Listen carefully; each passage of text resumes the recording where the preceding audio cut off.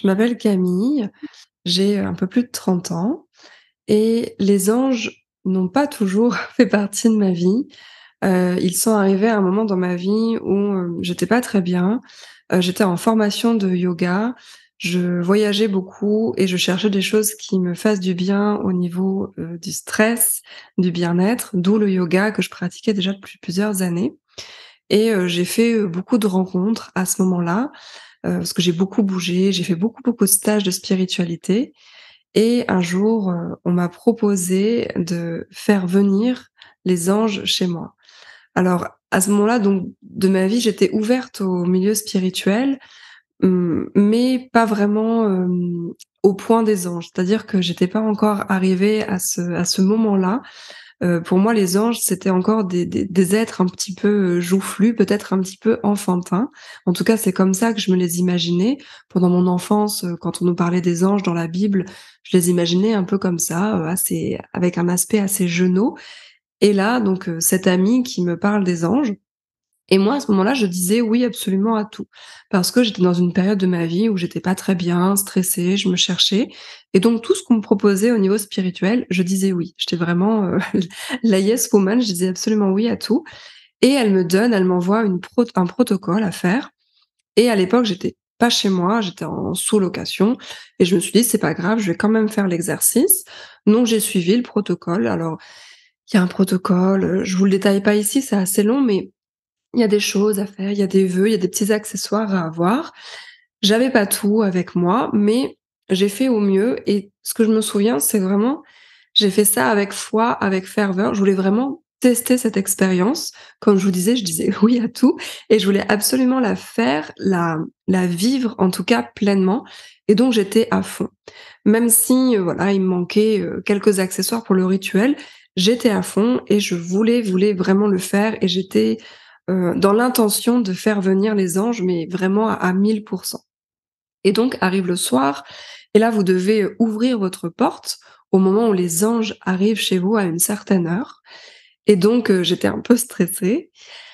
J'ouvre la porte et c'était donc une sous-location. On était sous les toits à Paris. La porte était petite, c'est-à-dire que moi, je fais 1,60 m, la porte devait faire ma taille et donc voilà, petite porte et je l'ouvre et je pense que là, je me souviendrai toute ma vie de cette sensation, de cette perception, de cette vision de d'énergie, en fait, de grands tubes d'énergie énormes qui étaient là devant la porte et je sentais la pulsation, l'énergie qui était vraiment énorme. Vous voyez plusieurs mètres comme ça de diamètre et vous faites venir 5 anges chez vous. Donc là, il y avait 5 énergies comme ça devant moi, devant cette toute petite porte et je me souviendrai toujours de la pensée que j'ai eue à ce moment-là où je me suis dit: «Mais jamais ils vont passer la porte, en fait.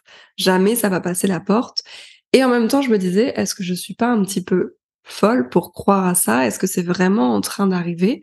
Mais je le ressentais tellement fort dans mon corps, c'était tellement présent là devant moi que j'y croyais et c'est à ce moment-là que je me suis mis réellement à croire aux anges où là où dans mon enfance c'était des images, dans la Bible on en parlait, mais pour moi c'était pas tellement réel et là, à ce moment-là, c'est devenu vraiment réel et je pense que même c'est à ce moment-là où j'ai pris conscience que des énergies existaient au-delà de notre monde, humain, physique, matériel et je me suis dit: «Ah oui, en fait, il y a vraiment des énergies qui existent, qui sont là pour nous aider, pour nous guider et elles sont réelles, quoi. On peut les ressentir, on peut les faire venir» et c'est à ce moment-là, vraiment, je pense, où j'ai eu une grosse prise de conscience. Et d'ailleurs, suite à cette semaine-là où je les ai fait venir chez moi, où j'ai travaillé avec eux, parce que vous pouvez, leur faire des vœux, des demandes, vous pouvez faire plein de choses avec eux pendant une semaine. C'est vraiment des énergies très fortes et très, très belles à faire venir chez vous. Bien ensuite, j'ai fait ma formation de yoga dont je vous parlais, j'ai fait une longue formation de yoga et j'ai rencontré les archives akashiques à ce moment-là. Dans ma formation de yoga, on m'a parlé de l'akasha et ensuite j'ai rencontré quelqu'un qui faisait des programmes, des formations d'archives akashiques et c'est à partir de là que mon «chemin» entre guillemets de thérapeute d'accompagnante spirituelle a vraiment commencé et donc je pense que les anges ont été un gros déclic et le yoga aussi m'a permis de me délier, de d'avoir le silence à l'intérieur de moi, de pouvoir peut-être encore mieux me ressentir et me connecter à toutes ces énergies-là.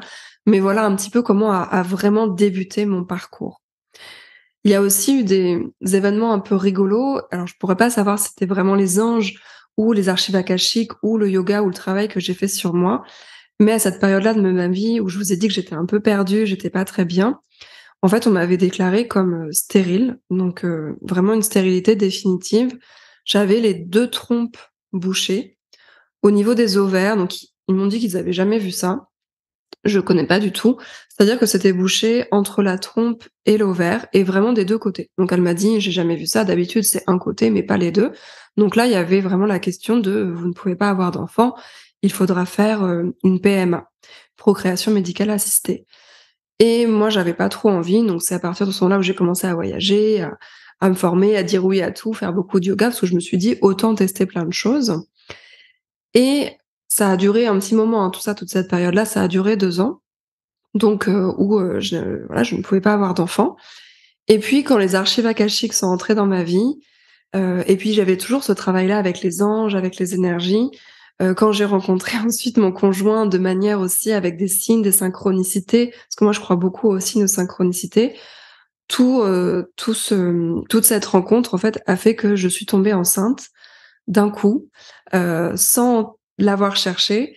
Et pour moi, ce petit miracle, je l'attribue, bah, à tout ce chemin que j'ai fait avec les anges, le travail aussi que j'ai fait avec les archives akashiques et probablement le travail corporel, que j'ai fait avec les postures de yoga.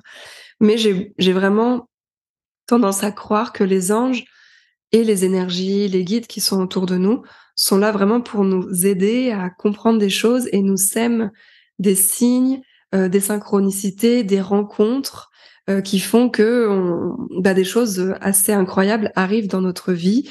Des choses parfois se guérissent, ou en tout cas on a des prises de conscience, mais que vraiment de suivre les signes et les synchronicités, aide à avoir une vie fluide, heureuse et épanouie. Ça, c'est ma croyance et pour moi, ce chemin que j'ai débuté avec les anges, puis avec les archives akashiques, m'a mené en fait à cette rencontre-là et à finalement réussir à tomber enceinte. J'ai eu aussi d'autres petits miracles comme ça grâce à ça, où j'ai eu, des maladies, des problèmes physiques qui sont partis. Mais voilà, pour moi, le gros travail, le gros, chemin qui a commencé avec les anges et avec, d'autres énergies comme les archives akashiques.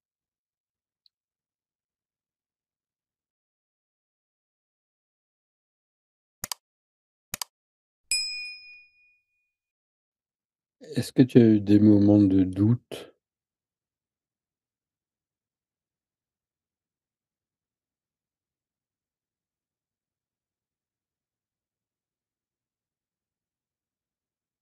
Est-ce que j'ai eu des moments de doute? À partir de cette rencontre-là avec les anges, quand vraiment ils sont rentrés chez moi et que j'ai fait le travail avec eux et qu'ensuite j'avais vraiment cette foi de me laisser porter par les signes, par ce qui m'arrive et de me laisser porter par, tout ce que je voyais, là où j'étais attirée, par les synchronicités, par les heures miroirs. Non, à partir de ce moment-là, je n'avais plus de moments de doute parce que je croyais fermement qu'il y avait ces énergies-là autour de moi. Mais avant cette rencontre, oui, il y a eu beaucoup de moments de doute, de moments difficiles. Avant cette rencontre, j'étais, dans des relations vraiment très compliquées, qui se sont vraiment très, très mal terminées. Et finalement, c'est là aussi où on m'a dit que j'étais stérile. Donc tout ça, je l'ai vraiment très, très mal vécu. Et le fait de me faire du bien avec cette spiritualité, de me sentir aidée et guidée, ça m'a vraiment, vraiment beaucoup portée. Ça m'a beaucoup aidée à surmonter tous ces moments de doute puisque, avant je me disais: «Mais est-ce que je vais réussir à avoir des enfants? Comment ma vie va-t-elle se passer?» Est-ce que c'était un projet pour moi de fonder une famille? Et puis finalement, après, quand il y a eu ces énergies-là dans ma vie, je me suis dit: «Bah, on verra. Je me laisse porter, je me laisse guider, j'ai confiance. On verra bien ce qui arrivera», mais ça m'a aidée à lâcher et à avoir plus confiance dans la vie et dans ce que la vie, l'univers et les guides pouvaient nous apporter.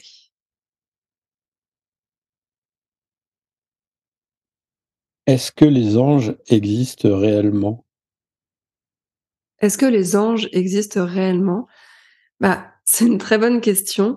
Pour moi, oui, puisque justement je les ai fait venir à moi pour pouvoir les ressentir et je pense que sans cette expérience-là, je ne serais beaucoup moins sûre de ça. Mais là, en les ayant ressentis, oui, pour moi, ils existent vraiment. Après, peut-être que certaines personnes s'attendent à voir des petits angelots, ou des personnages parce qu'on les a beaucoup personnifiés. Mais pour moi, les anges sont des énergies, des êtres très lumineux, remplis d'énergie, des énergies différentes en fonction de chacun d'eux et pour moi, ils se manifestent sous une forme d'énergie, pas forcément avec un visage, une barbe, des ailes, c'est vraiment une sorte d'énergie que je ressens qui me porte et qui me pousse, notamment l'énergie de Métatron que j'aime beaucoup et l'énergie de l'archange Michael également que j'aime beaucoup. Mais pour moi, oui, ça existe, c'est sûr. Ce sont des énergies qui sont là, présentes autour de nous, qui sont tout le temps là, en fait, pour essayer de nous aider, de nous porter, de nous envoyer des signes, de nous guider et j'affirmerai à 1000% que oui, ils existent. Est-ce qu'il y a des anges qui nous protègent? Est-ce qu'il y a des anges qui nous protègent? Alors oui, tout à fait, les anges, en fait, sont là déjà pour nous protéger, c'est leur but, enfin pour nous aider, pour nous guider. Ce sont vraiment des énergies qui viennent nous élever, comme nos guides aussi. Et les anges qui nous protègent, en fait, ce sont tous les anges. Après, tous ne sont pas là, présents en même temps dans notre vie, mais si on veut faire appel à un ange ou un archange en particulier, on peut, mais aussi parfois, on a, des anges ou des guides qui interviennent dans notre vie à un moment précis, quand on a besoin justement d'une protection particulière, en fonction de leur affinité avec nous, de ce que l'on traverse dans notre vie. Ils viennent, ils nous aident à un moment précis et puis après, parfois, ils repartent et après, c'est d'autres, parfois, qui peuvent intervenir. Donc on peut vraiment interagir avec eux et demander, solliciter leur protection en fonction de ce que l'on traverse et ça va pas forcément toujours être les mêmes anges qui vont arriver. Et aussi, on a notre ange gardien, notre ange, de naissance qui, nous protège bien, dès la naissance. On dit aussi qu'on a un ange qui nous accompagne, de vie en vie, donc pas forcément un ange de naissance qui est déterminé par rapport à notre date de naissance, mais vraiment un ange qui nous accompagne dans toutes nos incarnations, qui est là tout le temps. Et puis après voilà, des anges qui vont, qui viennent, des anges avec qui on a, une affinité particulière, comme moi je vous disais avec l'archange Michael et Métatron. Et vous pouvez, pour solliciter leur protection, vous n'êtes pas obligé de regarder qui est votre ange de naissance. Vous pouvez simplement voir, lequel vous attire, lequel vous avez envie d'appeler pour justement vous aider, vous protéger. Et ils nous protègent en fait avec leur lumière, leur énergie qui est vraiment de pure lumière. C'est une énergie naturelle de protection. Quelle est la différence entre les anges et les guides? Alors, quelle est la différence entre les anges et les guides?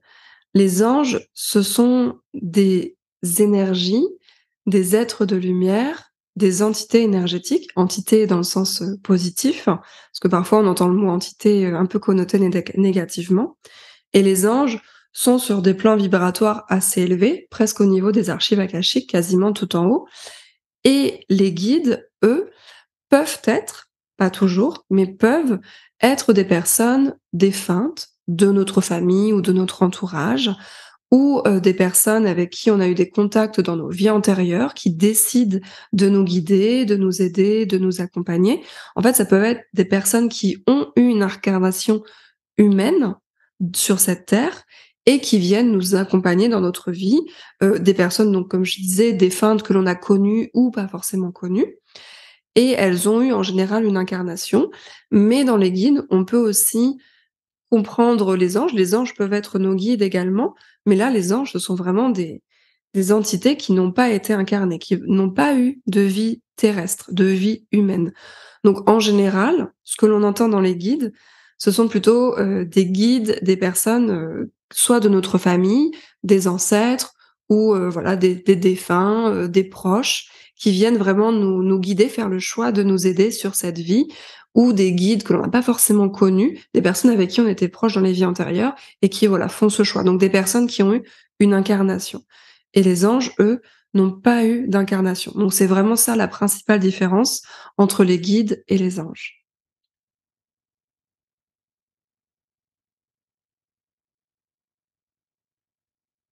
Les maîtres ascensionnés, eux, ils ont un statut, on va dire, un petit peu entre les 2, c'est-à-dire qu'ils peuvent être nos guides, ça vraiment il y a aucun souci. Ils ont une incarnation humaine, donc des fois une, des fois plusieurs. Donc ce sont des personnes qui sont élevées en général spirituellement et qui au bout de quelques vies, en fait, ne se sont plus réincarnées et sont restés, êtres de lumière, donc ce sont en quelque sorte des guides. Mais ils ne sont pas au même rang non plus que les anges, ils sont au niveau vibratoire, ils sont un tout petit peu plus bas que les anges. C'est assez proche comme énergie, mais c'est pas non plus la même énergie parce qu'encore une fois, eux ont une vie incarnée et ils ont des caractéristiques, on va dire, un peu plus humaines, que les anges qui n'ont pas eu cette vie incarnée. Donc on va dire qu'au niveau vibratoire, on a les guides, les maîtres ascensionnés et les anges. Après, c'est pas une histoire de les guides, ça vibre moins que les anges, c'est moins bien. C'est pas dans ce sens-là, mais c'est juste, ils ne sont pas exactement sur les mêmes plans vibratoires. Après, on peut les solliciter pour toutes les problématiques, pour les trois, les guides, les maîtres ascensionnés, les anges. On peut tous les trois les solliciter pour le même genre de problématique. C'est juste qu'ils ne vont pas avoir la même signature énergétique, la même énergie, la même vibration. Les guides, ça va être beaucoup plus proche de nous au niveau humain. On va plus pouvoir se reconnaître avec eux, plus pouvoir se sentir compris. Ils n'ont pas exactement la même manière de parler, que les anges. Les maîtres ascensionnés, je trouve que c'est encore un autre niveau. Il y a quelque chose au niveau déjà de l'expression qui est différent. Il va vraiment y avoir des tournures de phrases particulières et là, quand on arrive au niveau des anges, alors là, au niveau du dialogue, ça va plutôt être par symbolique, par signe. On connaît tous et toutes les heures miroirs, voilà, les plumes qui tombent. Les anges vont vraiment plus s'exprimer par symbolique et d'ailleurs, je me permets une parenthèse, si vous travaillez aussi avec des divinités qui, pareil, sont sur d'autres plans vibratoires encore une fois, les divinités, pareil, vont s'exprimer par symbolique. Hein, les anges et les divinités, ils ne vont pas vous parler comme on est en train de se parler, vous et moi. Ils vont vraiment vous parler avec des symboles, avec par les rêves également et par les signes. Donc c'est pour ça que c'est important si vous engagez un travail avec les anges, si vous leur parlez, si vous leur sollicitez, ne vous énervez pas si vous pensez qu'ils ne vous répondent pas, puisqu'en fait, si ils vous répondent, c'est juste qu'ils vont pas vous répondre, comme vous et moi. Ça va plus être quelque chose, de symbolique et à travers les signes qu'on connaît tous. Donc là, vous quand vous voyez plein d'heures miroirs, c'est que vous êtes guidé. Quand vous voyez des plumes, c'est que vous êtes guidé. Et voilà, tous ces signes, en fait, que l'on reçoit tous et toutes, chaque jour. Quel est le lien entre les anges et les annales akashiques?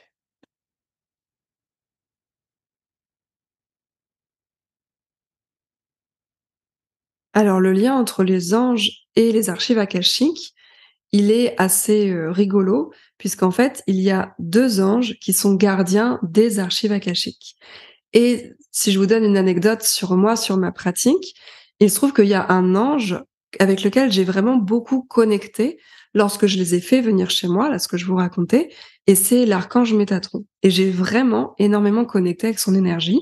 Je ne savais pas pourquoi, surtout il avait un nom un peu étrange par rapport aux autres.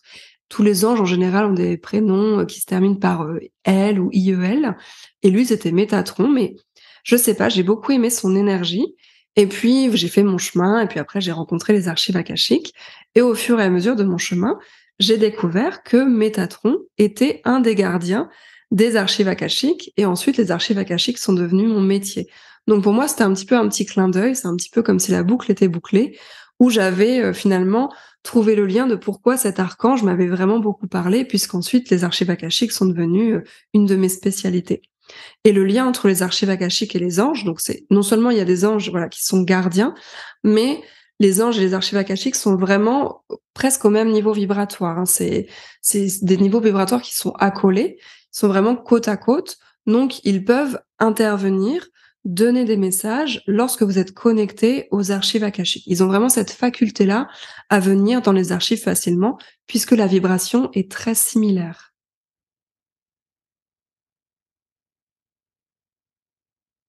Est-ce que l'on peut communiquer avec les anges?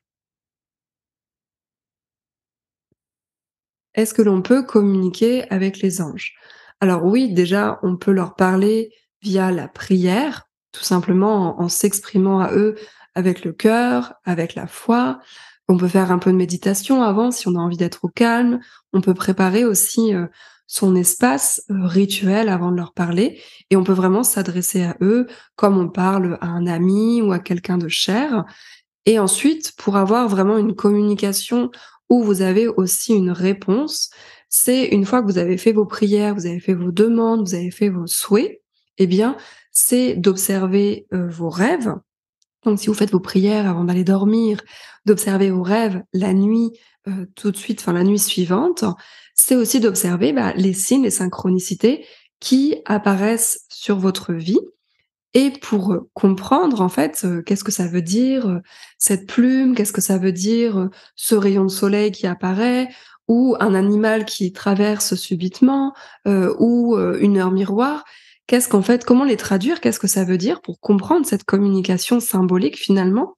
Eh bien, c'est de vous brancher à ce à quoi vous étiez en train de penser à ce moment-là, lorsque vous avez reçu le signe, ou alors de voir qu'est-ce qui vous taraude en ce moment, quels sont les problèmes, les préoccupations que vous avez et souvent le signe est une réponse à ça.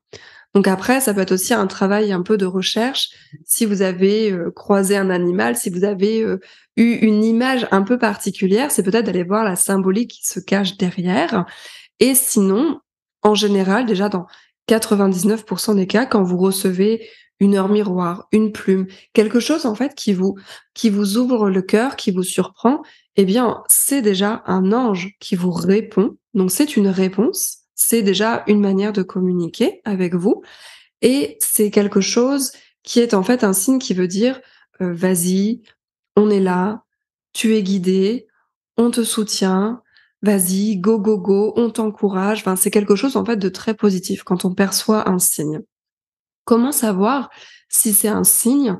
Un signe, en fait, une réponse angélique, c'est vraiment quelque chose, comme je disais, qui vous ouvre le cœur. C'est-à-dire que c'est pas, quelque chose qui passe inaperçu, c'est vraiment un ressenti physique avec un effet de surprise, parfois un peu de sursaut de: «Tiens, c'est rigolo cette image, mais pourquoi elle me, elle me comme ça, elle me surprend ou pourquoi est-ce qu'elle est là?» Il y a quelque chose un peu vous vous dites: «Mais ça vous reste en tête, voilà, un signe et puis vous le sentez dans le corps. C'est vraiment quelque chose qui vous ouvre et à partir de là alors moi ce que je fais, c'est que je les note, mes signes, mes synchronicités, ça peut être aussi une rencontre un peu impromptue, hein, c'est pas forcément quelque chose, d'extérieur sans contact humain, ça peut être aussi un ange en fait qui vous amène une rencontre sur votre chemin et de se dire: «Tiens, c'est rigolo, j'ai pensé à lui ou elle, il m'appelle ce jour-là, je l'ai rencontré dans la rue par hasard». Enfin, c'est tous ces trucs où vous dites: «Mais est-ce que c'est le hasard ou pas?» Et en général, non, c'est pas le hasard, c'est que les anges et les guides œuvrent, pour que l'on reçoive, quelque chose, bah, une aide, du soutien, que notre situation s'arrange, enfin ou juste que l'on évolue. Et donc, bah, tous ces signes, toutes ces synchronicités, c'est d'y être attentif, attentive, pour vraiment voir quand est-ce que vous êtes surpris et de le prendre comme un encouragement, comme quelque chose de positif. Il peut y avoir parfois des protections s'il y a, un danger imminent, mais là, je dirais que vraiment dans le corps, c'est quelque chose qui est vraiment différent et lorsqu'il y a quelque chose d'important, lorsqu'ils vous mettent un peu un stop, vos guides et vos anges, il y a, vraiment une sensation, bah, de stop dans le corps et de danger. Vous le sentez, dans votre ventre, à l'intérieur de vous, dans votre cœur, intuitivement. Vous sentez que là, il y a quelque chose, où on vous dit vraiment: «Non, stop». On va vraiment, faire en sorte que ça ne se passe pas. C'est si parfois vous commencez à avoir une situation et vous dire: «Tiens, je vais aller là, à tel endroit, à telle heure» et en fait, il y a rien qui fonctionne et vous pouvez vraiment vous manquez le rendez-vous, vous manquez votre avion, vous manquez votre train ou quoi que ce soit. Là, en général, c'est que peut-être qu'il y avait quelque chose, quelque chose entre guillemets «de dangereux» et valait mieux que ça ne se passe pas. Et donc là, j'ai envie de dire, quand moi, en tout cas, quand je les ai vus faire des stops dans ma vie ou dans la vie des personnes que je suis, c'est un vrai stop. C'est pas juste une petite heure miroir, voilà, qui passe. C'est vraiment quelque chose où on vous met, un barrage et on vous empêche de vous mettre en danger. Donc ça, c'est très positif aussi de savoir qu'ils sont là en cas de danger et que toutes ces heures miroirs, tous ces signes sont vraiment une aide, des encouragements, un soutien pour nous dire: «Vas-y quoi, on est là» et d'arriver à les relier à ce que vous êtes en train de faire dans votre vie. S'il y a des soucis, vous êtes en train de vous dire: «Mais attends, est-ce que ce serait une bonne idée de faire ça ou de faire ça?» Et là, vous avez des signes, des heures miroirs qui arrivent et vous pouvez vous dire: «Mais oui, c'est une bonne idée et il faut que j'y aille et go, go, go, on est en train de me porter, de me soutenir et de m'encourager».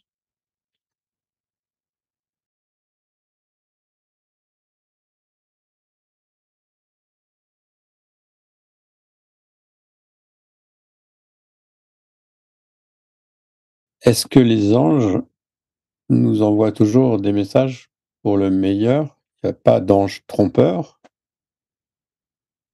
Comment savoir si on est bien connecté à un vrai ange ou à des entités qui, peut-être essaieraient de se faire passer pour des anges?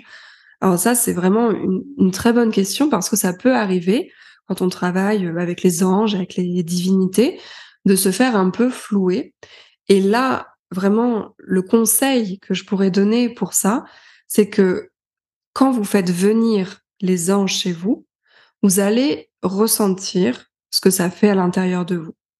Vous allez pas forcément les voir ni les entendre, mais c'est vraiment être dans vos ressentis corporels et c'est là où je pense, quand je vous disais, tout à l'heure, le yoga m'a beaucoup aidé à ressentir au niveau spirituel.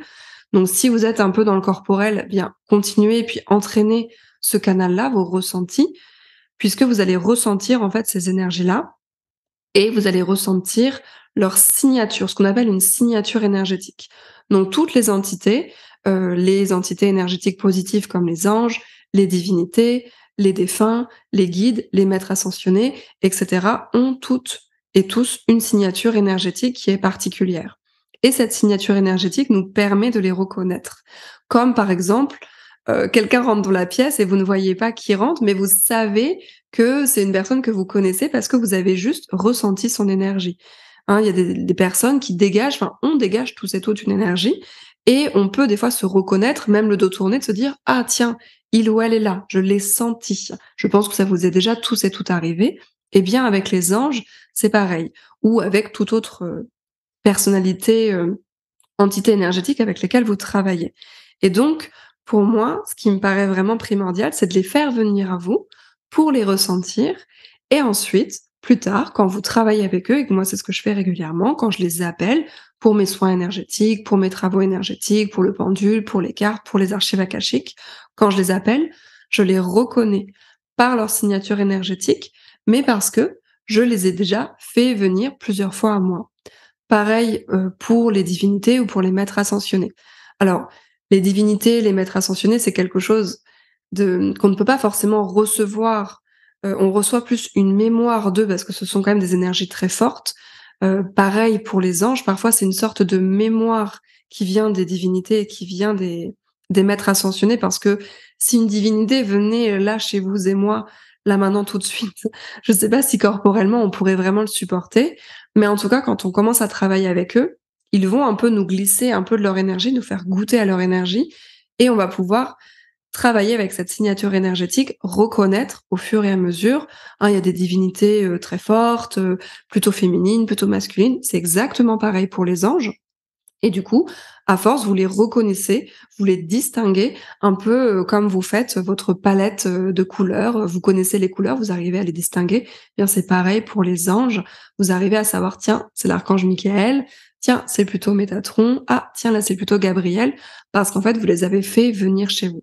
Et donc après avec, quand vous leur parlez, quand vous faites des prières, vous allez pouvoir vous adresser vraiment à eux et savoir à qui est-ce que vous adressez, qui va être là, qui va être présent. Et moi, il y a beaucoup de personnes que j'ai accompagnées qui ont comme ça, ont commencé à travailler avec un ange et qui au début n'étaient pas sûrs. Ils m'ont dit: «Mais est-ce que c'est vraiment lui à qui je m'adresse? Est-ce que je me fais pas tromper par une entité?» Et à un moment, au bout d'un moment de travail, plusieurs jours, plusieurs semaines, l'ange est venu les visiter pendant la nuit et là, ils m'ont dit: «Il y avait aucun doute». À chaque fois, c'était la nuit, hein. C'est souvent pendant les rêves qu'ils se manifestent et là, ils m'ont dit: «Il y avait vraiment aucun doute au niveau de l'énergie».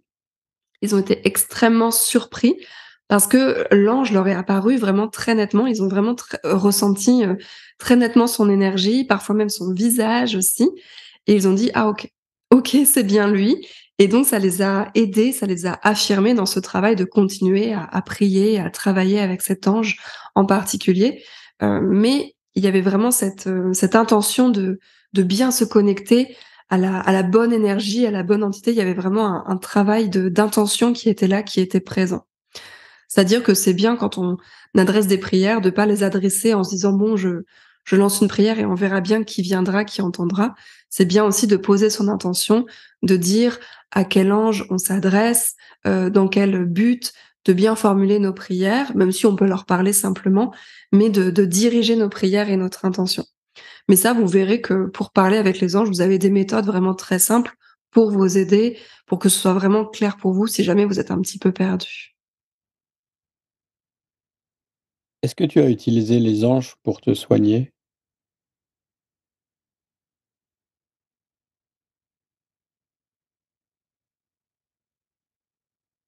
Est-ce que j'ai utilisé les anges pour me soigner? Alors pour moi, oui, je les ai beaucoup appelés, lors de la période où je vous ai dit que j'étais stérile et que je les avais fait venir chez moi. Je leur avais fait ce vœu-là, en fait, de ne plus justement être stérile, de pouvoir, avoir un enfant. Mais je suis tombée enceinte, je crois, 5 mois après, donc je peux pas vous dire, que c'est sûr, c'était grâce à eux. Mais là, par contre, où je les ai beaucoup, beaucoup sollicités, et notamment l'archange Raphaël qui vraiment est l'archange, guérisseur par excellence, c'est lorsque mon fils a été hospitalisé.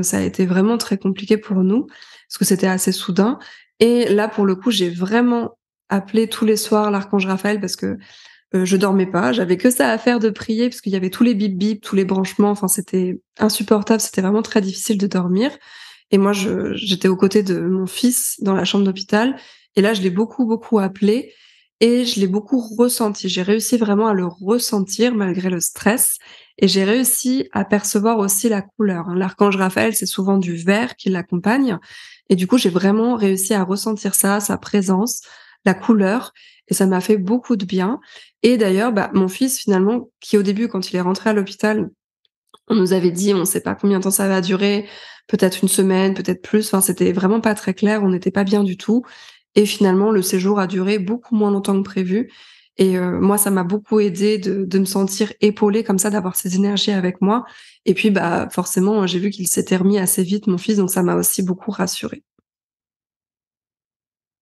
Est-ce que l'on peut recourir aux anges pour se soigner? Est-ce qu'on peut recourir aux anges pour se soigner? Alors oui, tout à fait, les énergies angéliques sont des énergies naturelles de protection, mais aussi de guérison. Je pense naturellement à l'archange Raphaël, qui est l'archange vraiment guérisseur par excellence. Alors moi, c'est un archange que je sollicite très régulièrement pendant mes soins énergétiques, quand je fais des soins énergétiques sur les autres. C'est aussi un archange que j'ai beaucoup sollicité quand mon fils a été hospitalisé, parce que ça m'a beaucoup aidé de ressentir sa présence, de pouvoir le prier, de pouvoir l'appeler, de sentir qu'il était là. J'ai même vu sa couleur.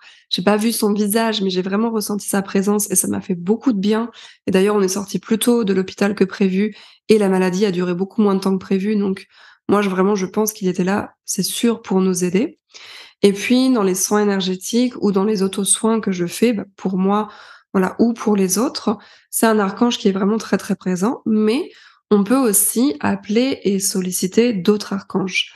Moi, ça fait 13 ans que je fais des soins énergétiques et vraiment tous les jours, c'est mon métier, mon cœur de métier principal et dans mes soins énergétiques, donc j'ai commencé au début par de la médecine chinoise, de l'énergétique chinoise. Après, j'ai fait du reiki. Je me suis formée à plein d'autres techniques, de soins spirituels et énergétiques et j'ai commencé à remarquer que dans mes soins, il y avait toujours des anges qui venaient. Mais bon, je trouvais ça normal parce que c'est quelque chose qui m'accompagne. Mais j'ai commencé à voir que c'était toujours un peu les mêmes anges qui venaient aux mêmes endroits. C'est-à-dire que quand je travaillais sur mes chakras ou sur les chakras de quelqu'un d'autre, il y avait toujours les mêmes anges ou des fois les 2 mêmes archanges qui venaient, à un chakra. Et puis après, à un autre chakra, c'était encore d'autres archanges. Et puis quand je remontais comme ça, puis au niveau des corps énergétiques, pareil, toujours un peu les mêmes archanges et finalement, au fur et à mesure de la pratique, donc ça m'a pris 2 ans, j'ai fini par faire une sorte de carte avec quel archange intervenait au niveau de quel chakra et ce qui a été super aussi, c'est qu'à force de travailler avec eux, ils ont commencé à me guider, ils m'aidaient aussi au niveau des mains, mais aussi à me transmettre des symboles. C'est-à-dire que moi, je travaillais avec des symboles qu'on m'avait donné dans certains soins énergétiques, mais ils me convenaient plus tellement. Notamment, je pense au Reiki Usui où j'utilisais plus tellement le symbole Reiki et en travaillant comme ça, en shiftant avec les anges, ils ont commencé à me donner certains symboles pour travailler et je devais les appliquer un peu d'une certaine manière sur certains chakras et donc j'ai commencé à faire mes soins comme ça, en me laissant vraiment guider par, par les énergies, par les anges et puis au fur et à mesure, en fait, c'est devenu une méthode de Reiki angélique que j'ai créée moi-même de A à Z et donc qui, en quelque sorte, a été un peu canalisée, en tout cas a été reçue dans ma pratique avec les énergies angéliques. Quelle est la différence entre le Reiki et le Reiki angélique que tu as développé? Alors, quelle est la différence entre le Reiki angélique et le Reiki, traditionnel, le Reiki Usui? Si je me trompe pas, je peux dire une bêtise, hein, je ne connais pas tout. J'ai vu qu'il existait vraiment beaucoup, beaucoup, beaucoup de Reiki. La différence, moi, j'ai été initiée au Reiki traditionnel, au Reiki de Mikao Usui et avec, un signe, des symboles, particuliers. Mais au bout d'un moment, je me suis rendu compte que, quand je l'utilisais, je me sentais plus très bien, plus tellement en accord avec la technique, qui, je crois pour moi, n'était plus tellement adaptée. Et il y a des personnes qui pratiquent le Reiki et qui vraiment, avec qui ça correspond. Mais moi, ça ne me correspondait plus et donc j'ai arrêté de pratiquer pendant un certain temps. Et puis le Reiki angélique, ma méthode, en fait, ce que j'ai expérimenté, elle est venue finalement naturellement avec des symboles qui vont être complètement différents du Reiki traditionnel. On n'utilise pas du tout les mêmes symboles et avec une technique, une méthode du coup qui va être aussi différente puisque moi, ça fait 13 ans donc que je pratique l'énergétique. À la base, je suis, kinésithérapeute, ostéopathe, formée en biokinergie, donc j'ai fait, un peu plus de 10 à 14 ans d'études, si ce n'est plus d'ailleurs, parce que je me suis beaucoup, beaucoup, beaucoup formée en énergétique. J'ai fait beaucoup de stages avec mon école d'ostéopathie, qui était aussi une école très énergétique et donc j'ai appris d'autres techniques, d'autres fonctionnements, des méthodes, des astuces et tout ça, bah, je l'ai mis dans ma méthode de soins. En fait, cette méthode de Reiki angélique, c'est vraiment devenu ma méthode de soins où les anges sont inclus. Les symboles, bah, m'ont été donnés, mais ce sont des symboles, que l'on connaît tous et toutes, mais qui sont vraiment très puissants au niveau énergétique et c'est vraiment ce qui fait pour moi la différence avec le Reiki classique. C'est que cette méthode, il y a vraiment les anges qui interviennent. Les anges nous aident à activer les symboles. Les anges passent leur énergie, en tout cas passent à travers nous et nous aident en fait à faire, circuler cette énergie de guérison. Chose que, en tout cas moi, je ne sentais pas dans le Reiki traditionnel, en tout cas pas de la manière dont ça m'avait été enseigné. Est-ce que le Reiki angélique fonctionne? Est-ce que tu as des exemples? Alors, dans quel cas utiliser le Reiki angélique? Vous pouvez l'utiliser pour déjà vous sentir mieux, juste au niveau du bien-être. Si vous vous sentez un petit peu bas en vibration, si vous ne vous sentez pas très bien, si vous vous sentez fatigué ou même épuisé, si, votre vie manque un peu de sens, que vous avez besoin d'un boost d'énergie, de motivation. Parce que moi, dans mes soins, je vais travailler sur le système énergétique. On va nettoyer des couches de blessures, des fois des couches émotionnelles, mais on va aussi aider, on va la personne en lui transmettant ce que nous on a pu capter dans les différents centres énergétiques et dans les corps subtils. Donc parfois ça peut être, des bribes de vie antérieure, on va faire quelques nettoyages karmiques, donc c'est vraiment une méthode très complète qui permet d'intervenir sur plusieurs, systèmes, sur plusieurs, problématiques. Donc voilà, si vous déjà juste si vous avez besoin d'un petit coup de pouce, si vous vous sentez un petit peu bas en énergie, si vous avez envie aussi de nettoyer vos blessures d'âme, de nettoyer des couches émotionnelles qui se sont accumulées depuis plusieurs vies parfois, ou déjà depuis dans cette vie-là, pas forcément dans les vies antérieures, mais souvent on a des couches et des couches émotionnelles qui se sont agglomérées, agglutinées et donc, bah, en fait, à chaque soin énergétique, on va enlever des couches et des couches, ce qui peut des fois générer une émotion, ce qui peut générer des larmes. Moi, c'est souvent ce que les personnes, elles me rapportent, qu'elles ont pleuré pendant le soin, qu'elles ont eu des émotions, de la chaleur, des frissons, beaucoup de ressentis corporels, qu'elles sentent aussi après que ça circule mieux, que ça circule beaucoup mieux, qu'elles sont plus légères. Il y a quelque chose parfois qui s'est ouvert aussi au niveau de certains centres énergétiques. Donc vraiment qu'il y a eu une libération émotionnelle, mais parfois aussi physique. Qu'il y a des endroits au niveau du corps qui s'ouvrent, qui se délient, beaucoup moins de douleur parce que quand on nettoie comme ça des tensions au niveau énergétique, eh bien ça va avoir un impact sur le corps physique et ça va nous aider à libérer nos tensions émotionnelles ou même ces tensions énergétiques qui se sont aussi accumulées dans le corps physique et on va avoir un corps plus délié. Donc toutes ces personnes qui me disent ensuite, qu'elles n'ont plus mal au dos, qu'elles n'ont plus mal à tel endroit parce que le Reiki, en fait, les a libérées. C'est pas simplement le Reiki qui les a libérées, c'est pas forcément que les anges qui les ont libérées. Moi, je trouve que c'est aussi la personne qui a réussi à lâcher, quelque chose et que nous, en fait, en tant que canal Reiki, on l'a simplement dirigé l'énergie vers la personne, vers son centre énergétique. On a activé un symbole, à tel endroit, on a suivi un protocole, mais que nous, on est vraiment canal et que c'est elle, en fait, qui va recevoir l'énergie et qui va réussir à libérer des choses, mais en fait, c'est vous qui vous auto-guérissez quand vous recevez un soin énergétique et donc voilà, les motifs de consultation sont vraiment très, très variés. Moi, ce que je conseille, c'est de consulter quand vous en ressentez le besoin, de ne pas forcément consulter pour une problématique médicale puisque, vous savez que légalement, on ne peut pas intervenir sur des problématiques purement médicales, mais en tout cas, si vous avez besoin d'une aide, d'un complément, d'un coup de pouce, d'un thérapeute, aguerri qui vous donne des informations qu'il arrive à percevoir dans ses centres énergétiques. Si, vous avez besoin, d'amour aussi, parce que c'est vraiment un soin avec les anges qui donne beaucoup, beaucoup d'amour. On se sent vraiment aimé après ce genre de soins énergétiques ou si simplement vous avez besoin d'un check-up, si vous faites des soins énergétiques tous les mois pour l'entretien, parce que ça aussi c'est possible.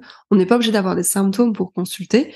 Moi, j'aime bien consulter en énergétique et en corporel aussi pour de l'entretien et donc bah, ça enlève, ça permet d'enlever des couches et des couches et comme je disais, les thérapeutes, enfin, moi en tant que thérapeute, je me considère juste comme une aide. C'est pas moi qui vais guérir la personne, c'est moi qui dirige, canalise, reçoit une énergie, qui l'amplifie, qui ensuite la dirige à certains endroits et c'est la personne qui va recevoir et en fait qui va réussir à se libérer d'elle-même.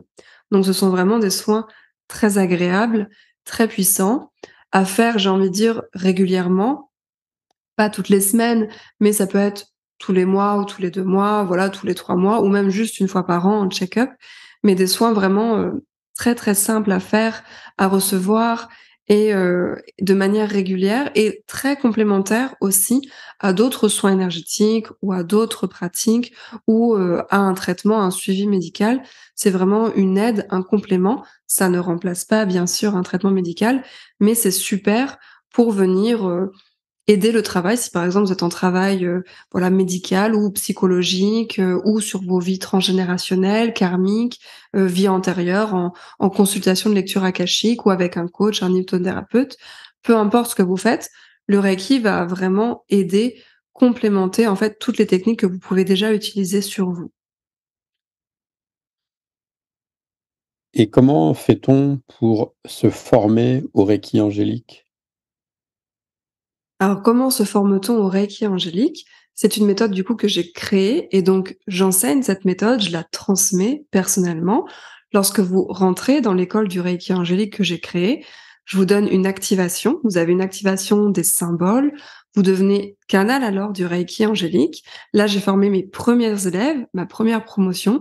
Ça s'est super bien passé. Les gens sont vraiment super contents. D'ailleurs, il y en a plusieurs qui ont arrêté d'utiliser leur ancienne méthode de soins et qui n'utilisent maintenant que le Reiki angélique tellement ils ont adoré devenir canal de cette énergie angélique, bah, travailler avec les archanges, c'est vraiment très particulier comme je vous disais et donc bah, si vous voulez venir vous former au Reiki angélique, vous pouvez me contacter. J'ai créé un manuel totalement gratuit pour vous aider sur les premiers pas des soins énergétiques du Reiki angélique et moi je vous accueillerai avec plaisir.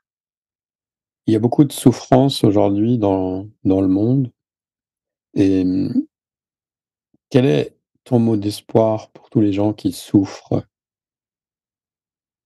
Le mot d'espoir que je pourrais donner aux personnes qui souffrent aujourd'hui dans le monde et qui nous regardent actuellement, ce serait vraiment d'avoir foi en ces énergies qui sont là autour de nous, qui sont là avec nous, qui sont là pour nous guider, pour nous aider de continuer à croire que vous n'êtes pas seul, qu'il y a vraiment des personnes, des énergies, des entités énergétiques autour de vous qui ont comme mission de vous aider, de vous porter et de les solliciter au maximum et de faire confiance. Je sais que c'est pas toujours évident, mais de faire confiance dans la vie, dans ce qu'elle nous apporte, dans les épreuves, aussi bien dans le positif, mais aussi parfois dans les choses moins faciles, mais que la vie, c'est pas toujours très facile, toujours fluide, c'est un petit peu des hauts, des bas et que ces énergies-là, ces entités-là, les anges sont là pour nous aider, pour nous porter et il faut vraiment les appeler puisqu'elles font appel à notre libre arbitre.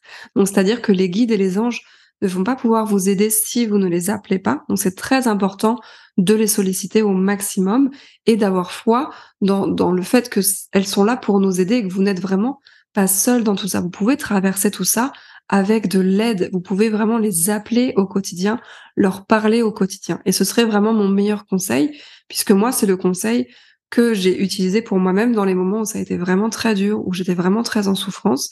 Eh bien, je me suis raccrochée à ça en me disant: «Je ne suis pas seule, je traverse ça probablement pour une raison que je n'explique pas, mais je vais réussir et je vais appeler toutes les énergies que je peux autour de moi pour réussir, pour avancer, pour évoluer» et ça a fait que ma vie ensuite s'est transformée, s'est simplifiée et s'est fluidifiée. Je dirais pas que je n'ai plus de bas, ce serait vraiment faux.